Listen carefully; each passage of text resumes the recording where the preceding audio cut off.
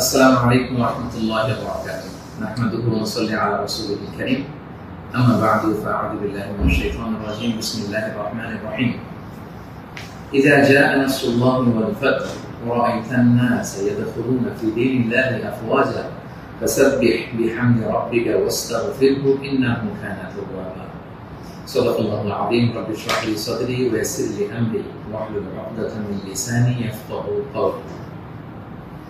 আল্লাহ তাআলার শুকরিয়া আদায় করছি যে আল্লাহ তাআলা আমাদেরকে একটি গণবিপ্লব শেষে, একটি গণঅভ্যুত্থান শেষে একটি নতুন বাংলাদেশ দেখবার সুযোগ করে দিয়েছেন। আমরা বলছি আলহামদুলিল্লাহ ওয়া শুকরিল্লাহ। আল্লাহ তাআলার শুকরিয়ার পাশাপাশি আমি এই বিপ্লবের সাথে গণবিপ্লব, গণঅভ্যুত্থানকে যারা নেতৃত্ব দিয়েছেন, লিড দিয়েছেন, এটাকে যারা সমর্থন জুগিয়েছেন, তাদের সবাইকে প্রাণ ঢালা শুভেচ্ছা এবং অভিনন্দন জানাচ্ছি। এই বিপ্লবকে বাস্তবায়ন করবার জন্য যারা নিজের দেহের তাজা রক্তটুকু বিলিয়ে শাহাদাত বরণ করেছেন, আমি শুরুতেই তাদেরকে গভীর শ্রদ্ধার সাথে স্মরণ করছি। তাদের রূহের মাগফিরাত কামনা করছি এবং শাহাদাতের সর্বোচ্চ মাকাম আল্লাহ সুবহানাহু ওয়া তাআলার কাছে আমি কামনা করছি। পাশাপাশি যারা আহত হয়েছেন তাদের সুস্থতা কামনা করছি এবং আমাদের তরুণ মুক্তিযোদ্ধা ভাইয়েরা যারা সামনে থেকে এই বিপ্লবকে লিড দিয়েছেন, তাদেরকে আমার পক্ষ থেকে রইল প্রাণ ঢালা শুভেচ্ছা এবং অভিনন্দন। বিশেষ করে বৈষম্য বিরোধী ছাত্র আন্দোলনের যে নেতৃবৃন্দ বা সমন্বয়ক ভাইয়েরা, যারা আপনারা এখনো পর্যন্ত অনেক পরিশ্রম করে যাচ্ছেন, আমাদের সকলের পক্ষ থেকে আপনারা সালাম জানবেন, শ্রদ্ধা জানবেন এবং ভালোবাসা জানবেন। সম্মানিত শুধু আমি শুরুতেই দুঃখ প্রকাশ করে নিচ্ছি যে কিছু কারিগরি ত্রুটির কারণে আমরা আমাদের লাইভটি প্রায় আধা ঘন্টা দেরি করে শুরু করলাম। আপনারা ক্ষমা সুন্দর দৃষ্টিতে দেখবেন এবং সবাইকে অনুরোধ করবো যে গণসচেতনতার স্বার্থে, জনসচেতনতার স্বার্থে লাইভটা শেয়ার করবো। আমি খুব বেশি সময় নিতে চাই না। আমরা আল্লাহর দরবারে শুকরিয়া জানাই। পুরো দেশব্যাপী আনন্দ, উল্লাস, উচ্ছ্বাস, মানুষের মধ্যে একটা ঈদ ভাব আমরা গত অল্প কয়েকদিন আগে ভাবতে পারেন যে আল্লাহ তাআলা এত দ্রুত আমাদের হাতে বিজয় তুলে দিবেন। তো আমরা আল্লাহর দরবারে কায়মুবাকে শুকরিয়া জানাচ্ছি, শুকর গুজার হচ্ছি, লাখ কোটি শুকর এবং সুজুদ জানাচ্ছি এবং যারা এটাকে বাস্তবায়ন করেছেন তাদের কৃতজ্ঞতা জানিয়ে শুরু করছি। আমি অল্প কয়েকটি কথা রিমাইন্ডার হিসেবে আপনাদের সাথে শেয়ার করে আজকে লাইভটি শেষ করব ইনশাআল্লাহ। সমাজের সাথে প্রথম কথা হচ্ছে যে আমরা একটা সাময়িক বিজয় অর্জন করেছি, কিন্তু আমাদের সংকট কিন্তু কাটেনি, অন্ধকার কাটেনি। এখন আমরা গত রাতে কিছু ক্যাওটিক সিচুয়েশনের কথা শুনেছি বাংলাদেশে, আপনারা দেখেছেন অনেকে। আমি নিজেও খুব ক্লোজলি ফলো করছিলাম, সারা রাত ঘুমাতে পারিনি, ফজর করে আমি ঘুমিয়েছি। তো এজন্য আমাদেরকে সজাগ থাকতে হবে। সম্মানিত ভাই বোনেরা, সজাগ থাকতে হবে, ঐক্যবদ্ধ থাকতে হবে। মাইলস টু গো, অনেক দূর আমাদেরকে যেতে হবে। আন্দোলন বা বিপ্লবের এটা হচ্ছে আন্দোলন শেষে একটা সফল বিপ্লব বা গণঅভ্যুত্থান শেষে এটা হচ্ছে প্রথম ধাপ, যে স্বৈরাচারের পতন হয়েছে। এখন হচ্ছে আমাদের দেশ গড়বার সময়। এই সময় আমাদেরকে অত্যন্ত ধৈর্যশীলতার পরিচয় দিতে হবে, দায়িত্বশীলতার পরিচয় দিতে হবে। বিজয়ীরা দায়িত্বশীল হয়। যদি দায়িত্বশীল অ্যাটিটিউড আমরা দেখাতে পারি তবে এই বিজয় কিন্তু আমাদের টেকসই হবে। সো অনেক ধরনের ষড়যন্ত্র আশেপাশে ঘুরপাক খাচ্ছে, দেশি বিদেশি। আমাদেরকে সজাগ থাকতে হবে, সচেতন থাকতে হবে। বিজয় উল্লাসে মেতে আমরা যেন আবার কোনো ভুল করে না বসি, বিপ্লবের পরে কোনো প্রতি বিপ্লবকে যেন আমরা স্থান না দিই। এই হচ্ছে প্রথম রিমাইন্ডার আপনাদের প্রতি। 2 নম্বর যে কথাটা বলবো, আমাদের বাংলাদেশে আমরা মুসলিমরা ছাড়াও আমাদের হিন্দু ভাই বোনরা আমাদের সাথে, আমরা একসাথে মিলেমিশে একাকার একসাথে আমরা থাকি। আমাদের খ্রিস্টান ভাই বোনেরা আছেন, বৌদ্ধ ভাই বোনেরা আছেন। সো সংখ্যালঘুদের কোনো উপাসনালয়ে যেন কেউ আক্রমণ করতে না পারে, এটা খেয়াল করতে হবে। কিছু কিছু ঘটনা আমরা শুনেছি যে বিভিন্ন জায়গায় হিন্দুদের মন্দিরে আক্রমণ করা হচ্ছে, অগ্নিসংযোগ করা হচ্ছে। এটা কিন্তু অনেক বড় ধরনের একটা ষড়যন্ত্র। আমরা বছর 2 আগে আমার মনে আছে যে কুমিল্লাতে নানুয়া দিঘির পাড়ে হনুমানের পায়ের উপরে কোরআন রেখে কি তুলকালাম কাণ্ড হয়ে গেল। সো যারা ক্ষমতা ছেড়ে পালিয়েছে তারাই দেখা যাবে যে ভাড়াটে করা লোকজন দিয়ে সেখানে আগুন দিয়ে আল্লাহু আকবার স্লোগান দিবে, নারায়ে তাকবীর, আল্লাহু আকবার স্লোগান দিয়ে বোঝাতে চাইবে যে ইসলামপন্থীদের কাজ এটা, মাদ্রাসার ছাত্রদের কাজ এটা। সো এত কাঁচা কাজ যেন আমরা না করি, আমরা যেন তাদের এই ফাঁদে পা না দিয়ে আমরা যেন সচেতন থাকি। বিশেষ করে মাদ্রাসার ছাত্র ভাইদেরকে, আমরা কলিজার টুকরা মাদ্রাসা, আলিয়া মাদ্রাসা, কৌমি মাদ্রাসার ছাত্র ভাইদেরকে আমি বলবো, আপনারা আপনাদের নিজ নিজ থানা, গ্রামের, এলাকার হিন্দু মন্দিরগুলো নিজ দায়িত্বে পাহারা দেন। পেট্রোলিং করবেন ভাগ করে করে, সকালে বিকালে কারা দায়িত্ব পালন করবেন। মাদ্রাসার শিক্ষক যারা আছেন তারা এটা দেখভাল করেন। সামনের এক দুই দিন খুবই গুরুত্বপূর্ণ। আমরা চাই না যে আমাদের বিজয়টা এভাবে নষ্ট হয়ে যায়। এই জাতীয় ষড়যন্ত্র যারা করছে তাদের ষড়যন্ত্রকে আপনারা নস্যাৎ করে দিন সংঘবদ্ধ ভাবে। এটা আমাদেরকে খেয়াল রাখতে হবে। কিছু অগ্নিকাণ্ড বা বিচ্ছিন্ন ঘটনা যদি ঘটে, দেখা যাবে যে যারা এই বিজয়ে খুশি না তারা এটাকে ইন্টারন্যাশনালি তারা এটা প্রোপাগেট করবে। তারা বলবে যে Bangladesh is on terrorist attack, জঙ্গি অ্যাটাকে কবলে পড়েছে বাংলাদেশ, অনেক ন্যারেটিভ তারা দাঁড় করাবে এবং এটা করতে তারা বড় করবে। আমরা এত সহজে এই বিজয়কে নষ্ট হতে দিব না। আমার 2 নম্বর রিমাইন্ডার হচ্ছে আমার প্রিয় বিপ্লবী ভাই এবং বোনদের প্রতি, বিশেষ করে মাদ্রাসার ছাত্র ভাইদের প্রতি, আপনারা খেয়াল করে সংখ্যালঘুদের কোনো স্থাপনাতে, উপাসনালয়ে যাতে এই জাতীয় ঘটনা না ঘটে ক্লোজ অবজারভেশন করুন, পাহারা দিন, নিরাপত্তা দিন। এটা আমাদের দায়িত্ব। আমরা এবার যদি ভুল করে ফেলি তাহলে বাংলাদেশ ইসলাম অনেক পিছিয়ে যাবে। বাংলাদেশ সমৃদ্ধ বাংলাদেশ গড়বার স্বপ্ন এটা অনেক পিছিয়ে যাবে। 3 নম্বর যে কথাটি আমি শেয়ার করতে চাই সেটা হচ্ছে, আমরা প্রায় বলি যে ইতিহাসের সবচেয়ে বড় শিক্ষা হচ্ছে যে মানুষ ইতিহাস থেকে শিক্ষা নেয়। আমরা যেটা দেখলাম প্রায় 1.5 যুগ ধরে বা 1.5 দশক ধরে যে ক্ষমতাসীন দলটি ছিল, তারা যখন আজকে বিদায় নিল, বিদায় তো না, বেসিকলি তারা বাধ্য হয়ে ক্ষমতা ছেড়ে পলায়ন করেছে। তো তাদের বিদায়টা আসলে কেমন হলো যদি আমরা একটু বিশ্লেষণ করি, অ্যানালাইসিস করি, যে আপনার ক্ষমতার দাপটে বাকি মহিষে এক ঘাটে পানি খেতে এরকম অবস্থা। এসএসএফ আপনাকে সিকিউরিটি দিত, আপনার সামনে বহর, পেছনে বহর, কত সিকিউরিটি, কত ন্যাশনাল প্রোটোকলের ব্যবস্থা আপনি করেছেন। কিন্তু আজকের বিদায়টা আপনার কেমন হয়েছে? পুরো দেশব্যাপী গণধিক্কার, ঘৃণা, বদদোয়া ছাড়া কিছু আপনি শিখতে পারেননি। এ থেকে আমাদের রাজনীতিবিদদের, আমাদের সকলের শিক্ষা গ্রহণ করা উচিত। আপনার বিদায় কেউ কাঁদেনি, কেউ কোনো সংবর্ধনা দেয়নি, সহমর্মিতা জানায়নি, বরং আপনার অস্তিত্বই ছিল হুমকির মুখে। আল্লাহ তাআলা বলেন যে আমি হচ্ছি ক্ষমতার মালিক, আমি যাকে চাই, কুলিল্লাহুম্মা মালিকাল মুলক তুতিল মুলকা মান তাশা ওয়া তানজিউল মুলকা মিম্মান তাশা ওয়া তুইজ্জু মান তাশা ওয়া তুযিল্লু মান তাশা বিয়াদিকাল খায়র ইন্নাকা আলা কুল্লি শাইইন কাদির। আল্লাহ তাআলা হচ্ছেন ক্ষমতার মালিক, যাকে চান ক্ষমতার চেয়ারে বসান, যাকে চান সেখান থেকে টেনে হিঁচড়ে ক্ষমতার চেয়ার থেকে তিনি নামান। তিনি যাকে চান সম্মান দেন, যাকে চান তিনি অপদস্থ করেন, লাঞ্ছিত করেন। তার জলজান্ত প্রমাণ আমরা গতকাল কিন্তু দেখেছি। এবং তিনি হচ্ছেন ফাআলুল লিমা ইউরিদ, তিনি যখন যা চান তাই করতে পারেন। এর জন্য তাকে কারোর কাছে জবাবদিহি করতে হয় না, রিপোর্টিং করতে হয় না। তিনি কুন ফায়াকুনের মালিক, তিনি হতে দেরি হয় না। তিনি পাহাড়কে দরিয়া করেন, দরিয়াকে পাহাড় করেন। তিনি সম্মানিতকে অপদস্থ করেন। তিনি সমাজের লাঞ্ছিত, অপমানিত লোকটাকে সম্মানের চেয়ারে বসিয়ে দিতে পারেন। তিনি হচ্ছেন আল্লাহ সুবহানাহু ওয়া তাআলা। মনে রাখতে হবে তিনি ক্ষমতার মালিক। আমরা যেন এটা ভুলে না যাই, ক্ষমতার চেয়ার পেলে আমরা যেন ভুলে না যাই যে আমি ক্ষণিকের জন্য এসেছি। সামনে যারা ইন্টারিম গভর্নমেন্টের লিড দিবেন, 3 মাস 6 মাস পরে জাতীয় ইলেকশন পরে যখন আমাদের নতুন সরকার আসবে, তারা যখন ক্ষমতার চেয়ারে বসবেন, নিজেকে এই রিমাইন্ড যেন আমরা দিই, আমরা যেদিন বিদায় নিব, যেদিন ক্ষমতায় থাকবো, সেদিন আমি আমাকে কেমন যেতে চাই, সেই হিসাবটুকু করে যোগ বিয়োগ দিয়ে যেন আমরা ক্ষমতায় থাকাকালীন সময় আমাদের অ্যাক্টিভিটিস গুলো পরিচালনা করি। এই ইতিহাস থেকে আমরা বারবার শিক্ষা নিতে ভুল করি, হোঁচট খাই, আমরা যেন এটা না করি। আমি আমাদের জাতীয় নেতৃবৃন্দদেরকে বলবো, যারা আসন্ন নির্বাচনে নির্বাচিত হয়ে আসবেন, বাংলাদেশকে নেতৃত্ব দিবেন, নতুন প্রজন্মের বা পুরাতন অভিজ্ঞদের মধ্যে থেকে যারা মিলে সরকার গঠন হবে সামনে ইলেকশন শেষে, আপনারা মেহরবানি করে এই শিক্ষাটুকু আপনারা নিবেন। এবং বাংলাদেশে এটা তো আমরা দেখে এসেছি ছোটবেলা থেকেই, একদল ক্ষমতা ছেড়ে অন্য দলের লোকেরা তাদের উপর কিভাবে আক্রমণ করে যেদিন তারা ক্ষমতা থেকে যায়, আবার তারা ক্ষমতা আসলে তারা তখন ক্ষমতা ছেড়ে অন্য বিরোধী দল তাদের উপর আক্রমণ করে। এই রেশারেশি আক্রমণ আমরা চাই না, আমরা এর অবসান চাই। আমরা ইতিহাস থেকে শিক্ষা নিতে চাই। আমরা একটা সমৃদ্ধির বাংলাদেশ ঐক্যবদ্ধভাবে একসাথে হাতে হাত রেখে কাঁধে কাঁধ মিলে গড়ে তুলতে চাই। এটা হচ্ছে আমার 3 নম্বর রিমাইন্ডার। 4 নম্বর রিমাইন্ডার হচ্ছে, গতকাল আমরা দেখেছি যে স্বৈরাচারের পতনের ঘোষণার মধ্য দিয়ে পুরো বাংলাদেশ, পুরো লাল সবুজের পতাকা, পুরো 18 কোটি মানুষ আনন্দ উল্লাসে ফেটে পড়েছে।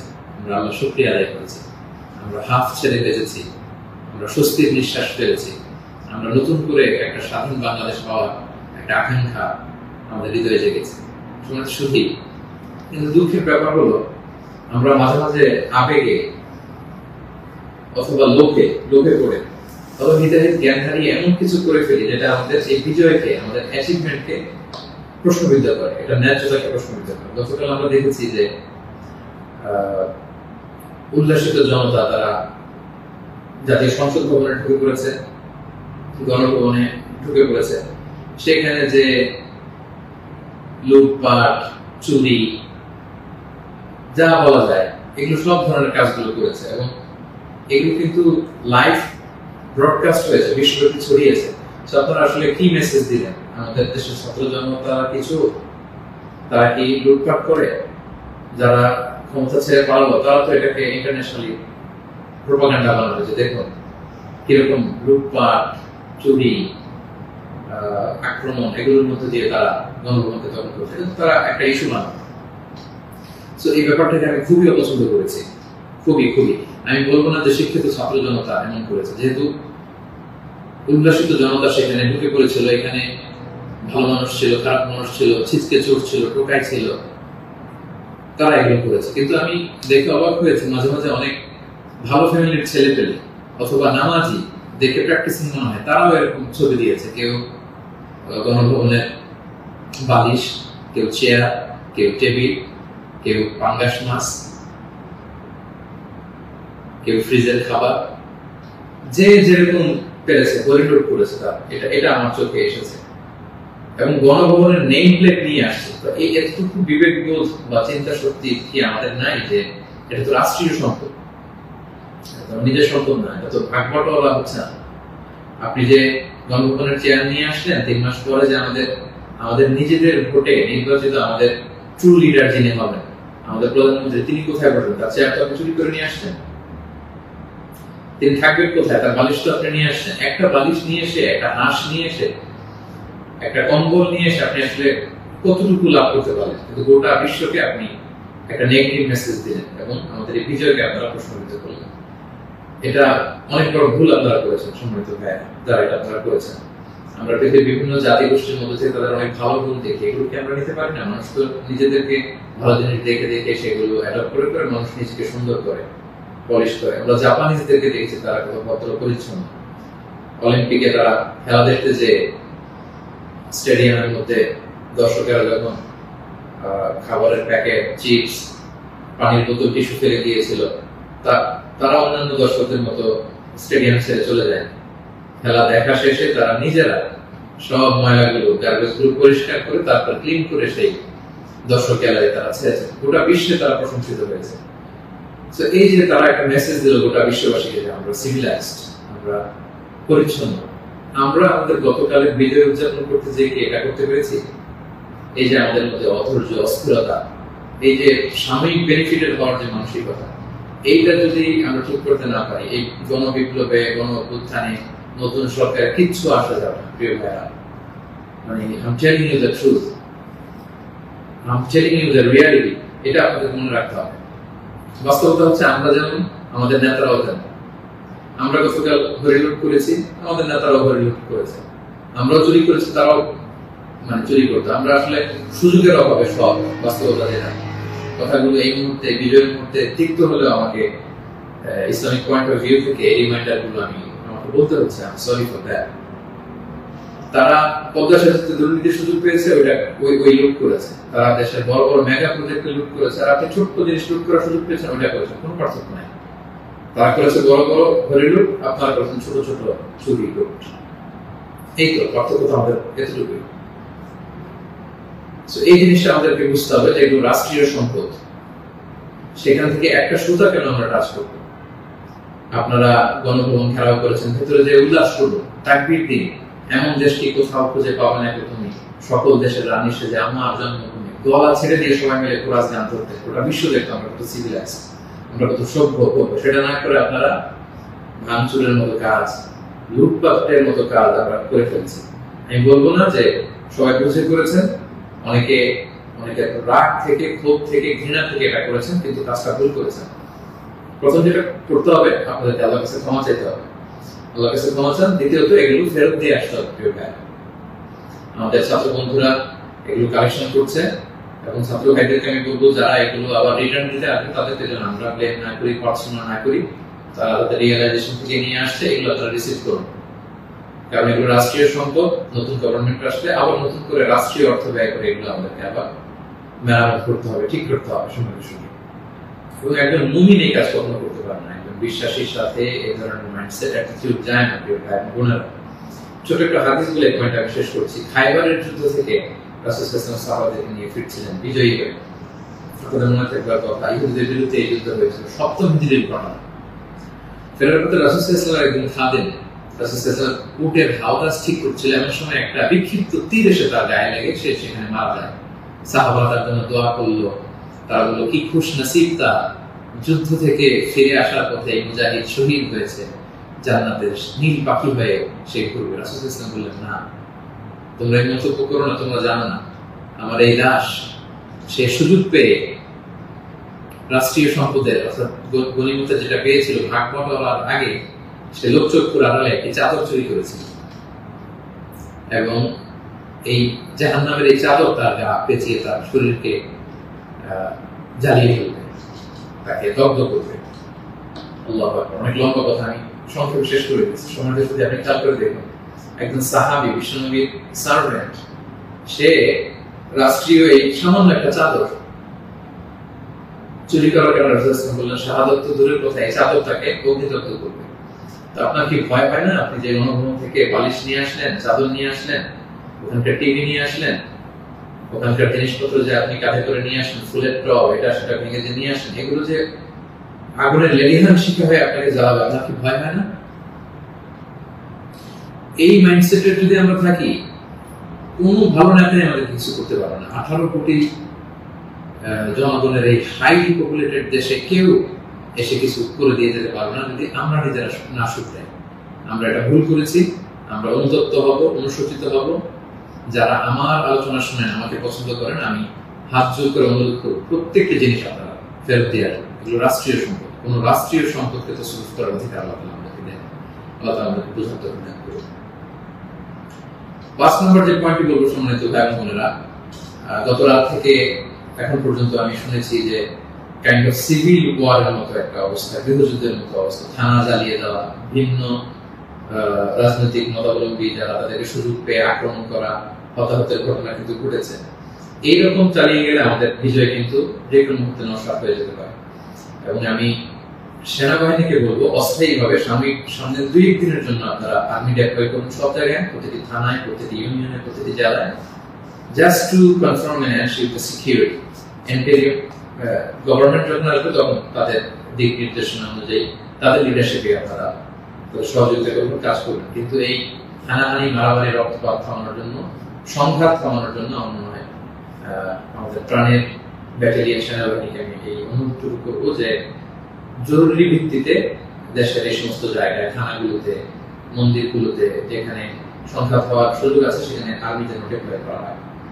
তা না হলে যে পরিমাণে হতাহতের ঘটনা ঘটেছে, এটা যদি আর 1-2 দিন চলতে থাকে এরকম, এবং সুযোগ পেয়ে একে আক্রমণ করা, ওকে আক্রমণ করা, ঝাল ক্ষোভ মেটানো, বা ভিন্ন রাজনীতিতে হওয়ার কারণে এতদিন তারা জুলুম করেছে, আজকে তার বাড়ি জ্বালিয়ে দিব, তার ছেলে মেয়েদের অত্যাচার করবো, তার উপর আক্রমণ করবো, এটা যদি আমরা করি তাহলে আমরা ভুল করে ফেলবো। আমি আগেই বলেছি যে বিজয়ীরা দায়িত্বশীল হয়, দায়িত্বশীলতার পরিচয় দিতে হবে, তাহলে এই বিজয়টা টেকসই হবে। তা না হলে এভাবে লুটপাট শুরু হলে বলবে যে এই স্বৈরাচারী সরকার এত বেশি ভালো ছিল, এখন তো দেখে দেশের অবস্থা আরো খারাপ। এরকম কোনো কমেন্ট যদি কেউ করার সুযোগ না পায়, কেউ যেন এই চান্স দিতে না পারে, একটা গৃহযুদ্ধের দিকে যেন আমরা চলে না যাই। আল্লাহ তাআলা আমাদের দেশকে হেফাজত করুন। এবং যারা বড় বড় অপরাধী ছিল, ক্রাইম করেছে, অবশ্যই তাদেরকে আইনের হাতে তুলে দিন, তাদেরকে ধরে রাখুন, বেঁধে রাখুন, পুলিশের হাতে দিন, সেনাবাহিনীর হাতে দিন, সংঘবদ্ধভাবে তাদেরকে আটকে রাখুন, তাদেরকে দেশ ছাড়তে, দেশ থেকে পালাতে আপনারা বাধা দিন। এই কাজটুকু করবেন। এটা ছিল 5 নম্বর রিমাইন্ডার। 6 নম্বর রিমাইন্ডার, খুব রিসেন্টলি হোপফুলি আজকে ইন্টারিম গভর্নমেন্টের রূপরেখা যারা থাকবেন সেটা বলা হবে, খুবই গুরুত্বপূর্ণ। জন্য আমি লাইভও দেরি করতে চাচ্ছি না, আমি উৎসুক হয়ে আছি এই নিউজ শুনবার জন্য। কিন্তু বর্তমানে যেহেতু সেনাবাহিনী সবকিছু নেগোসিয়েট করছে এবং আমাদের বৈষম্য বিরোধী ছাত্র আন্দোলনের ভাইদেরকে, সেনাবাহিনীর দায়িত্বশীলদেরকে আমি বলবো যে এখনো কিন্তু সন্ত্রাসী গোষ্ঠী বা অপশক্তি দেশের বিভিন্ন জায়গায় আছে। বিশেষ করে আমরা বিভিন্ন সময় দেখেছি যে ছাত্রদের হাতে আমরা রামদা, হকি স্টিক, তারপর অস্ত্র আমরা দেখেছি। বিভিন্ন সময় আমরা ছাত্রলীগের ছাত্রদের হাতে আমি দেখেছি যে তারা সাধারণ ছাত্রদেরকে আক্রমণ করতে একটা সারাশি অভিযান চালিয়ে গোটা দেশের ছাত্রলীগের যত সন্ত্রাসী আছে তাদের হাত থেকে এই অস্ত্রগুলো সিজ করতে হবে। শুধু ছাত্রলীগই না, এটা উদাহরণ হিসেবে বললাম, যত ছাত্র সংগঠন আছে কারো হাতে যদি কোনো আগ্নেয়াস্ত্র, অস্ত্র এগুলো পাওয়া যায়, খুব জরুরি ভিত্তিতে এগুলো পুরো দেশের সাহসী অভিযান চালিয়ে এগুলো সিজ করতে হবে। কোনো ছাত্রের হাতে, কোনো সিভিলিয়ানের হাতে কোনো গান, কোনো রামদা এগুলো যেন আমরা কখনো না দেখি। ছাত্ররা রামদা নিয়ে ক্যাম্পাসে তারা দাপট দেখাবে, এই দৃশ্য আমরা যেন বাংলাদেশে না দেখি। এরকম একটি পরিবেশ যেন আমরা তৈরি করতে পারি। আমি সেনাবাহিনীর কাছে অনুরোধ জানাবো, আমি সামনে যে ইন্টারিম গভর্নমেন্ট হবে তাদের কাছে অনুরোধ জানাবো, বৈষম্য বিরোধী ছাত্র আন্দোলনের ভাইদেরকে এই বিষয়ে গুরুত্ব দেওয়ার জন্য অনুরোধ জানাবো। কারণ আমি বিভিন্ন ভাবে আমাদের কিছু সোর্স আছে, আমরা জেলায় জেলায়, থানায় থানায় এরকম হতাহতের ঘটনা শুনেছি। সেগুলো আমাদেরকে নিয়ন্ত্রণ করতে হবে। সবশেষে সম্মানিত ভাই বোনেরা, আমি এই কথা বলে শেষ করতে চাই যে আমাদের ধৈর্যের পরিচয় দিতে হবে, আমাদেরকে শান্তি শৃঙ্খলা রক্ষার সর্বোচ্চ চেষ্টা করতে হবে। প্রতিহিংসার রাজনীতি আমরা বাংলাদেশে আর দেখতে চাই না। আমরা হানাহানি, মারামারি এটা দেখতে চাই না। আমরা জাতি, ধর্ম, বর্ণ নির্বিশেষে আমরা যেন সবার প্রতি মানবিক হতে পারি, আমরা সেটা চাই। আমরা চাই মেরিটোক্রেসির ভিত্তিতে আমাদের দেশের যতটি চাকরি দেওয়া হবে, পদায়ন হবে, যারা সচিব হবেন, যারা বিসিএস ক্যাডার হবেন, যারা সরকারি আমলা হবেন, প্রতিটা চাকরি যেন মেধার ভিত্তিতে হবে। Meritocracy should be the national policy of Bangladesh, our new Bangladesh, our new independent Bangladesh. আমি দায়িত্বশীলদের কাছে অনুরোধ করছি, আমাদের ন্যাশনাল কয়েকটা পলিসি থাকা দরকার। সিঙ্গাপুরের 3-4টা জাতীয় পলিসির মধ্যে একটা হচ্ছে মেরিটোক্রেসি। রাষ্ট্রীয়ভাবে যেন ঘোষণা দেওয়া হয় যে মেরিটোক্রেসির ভিত্তিতে আমাদের বাংলাদেশ চলবে। আমাদের বিচার বিভাগ সম্পূর্ণ স্বাধীনভাবে এখানে কেউ হস্তক্ষেপ করতে পারবে না। কোনো চাঁদাবাজি আমাদের বাংলাদেশে চলবে না, কোনো ঘুষ বাংলাদেশে চলবে না। একটা সমৃদ্ধির বাংলাদেশ আমরা যেটা স্বপ্ন দেখি, আমরা যে স্বাধীন বাংলাদেশের স্বপ্ন দেখি, আমরা যেন একসাথে সেটা করতে পারি। Together we rebuild hour nation again ইনশাআল্লাহ। সম্মানিত সুধী, আমি এই আহ্বান জানিয়ে শেষ করব, কেউ আইন শৃঙ্খলা অবনতি ঘটাবেন না, সংঘাতে জড়াবেন না, আইন নিজের হাতে তুলে নেবেন না। সংখ্যালঘু ভাইদের দিকে দৃষ্টি রাখুন, কারণ এইটাকে তারা টার্গেট করে একটা প্রতি বিপ্লব, দেশে একটা ক্যাওটিক সিচুয়েশন তৈরি করবে। এবং পুলিশ বাহিনী, সেনাবাহিনী, বিমান বাহিনী, র্যাব, আনসার, বিডিআর, প্রত্যেকটি বাহিনীকে আমি বলবো যে আপনাদের কাঁধে অনেক বড় দায়িত্ব। দেশের শান্তি, শৃঙ্খলা, সিকিউরিটি, নিরাপত্তা নিশ্চিত করে এগুলো আপনাদের দায়িত্ব। আসুন আমরা সবাই হাতে হাত রেখে, কাঁধে কাঁধ মিলিয়ে আমাদের নতুন বাংলাদেশ গড়ে তুলি। এই সামনের 1-2 দিন খুবই ক্রুশাল। আপনারা কেউই অস্থির, অধৈর্য হয়ে রাগে বসে বিভিন্ন থানা জ্বালিয়ে দেওয়া হচ্ছে, আমি শুনছি। সাধারণ পুলিশদের উপর আক্রমণ করা হচ্ছে। প্রিয় ভাইয়ের, পুলিশরা খুব অল্প বেতনের চাকরি করে, তারা আমাদেরকে নিরাপত্তা দেয়। তো তারা উপরের অর্ডারে এতদিন এগুলো করেছে, তাই বলে আপনি পুলিশের উপরে আক্রমণ করতে পারেন না। আপনার দলের বিরোধী বলে আপনি তাদেরকে আক্রমণ করতে পারেন না। সুযোগ পেয়ে আপনি এই অন্যায়ভাবে এটার ব্যবহার আপনি করতে পারেন না। আমরা যেন সুশৃঙ্খল থাকি, আমরা যেন দায়িত্বশীলতার পরিচয় দিই। সম্মানিত সুধী, একটা মানবিক বাংলাদেশ, একটা সাম্যে পরিপূর্ণ, একটা সমৃদ্ধ বাংলাদেশ আমরা দেখতে চাই। অনেকেই আমাকে ব্যক্তিগতভাবে মেসেজ করেছেন, কল করেছেন, সবাইকে শুকরিয়া জানাই, জানতে চেয়েছেন যে শাইখ আপনি কবে আসবেন। আমি আপনাদেরকে এতটুকু নিশ্চিত করছি যে আমি শীঘ্রই বাংলাদেশে আসছি ইনশাআল্লাহ। স্বাধীন বাংলাদেশে আপনাদের সবার সাথে আবারও পুনরায় সাক্ষাতের আকাঙ্ক্ষা এবং অপেক্ষায় আমি রইলাম। সাম্য, মানবিক মর্যাদা এবং সামাজিক সুবিচার প্রতিষ্ঠিত করে আমরা যেন একটা সমৃদ্ধ বাংলাদেশ সবাই করে তুলতে পারি, সেই প্রত্যাশায় আজকে এই সংক্ষিপ্ত লাইভ সেশন এখানে শেষ করছি। হাযা মা ইনদি ওয়াল ইলমু ইনদাল্লাহি আলাইহি তাওয়াক্কালতু ওয়া ইলাইহি উনীব। আসসালামু আলাইকুম ওয়া রাহমাতুল্লাহি ওয়া বারাকাতুহু।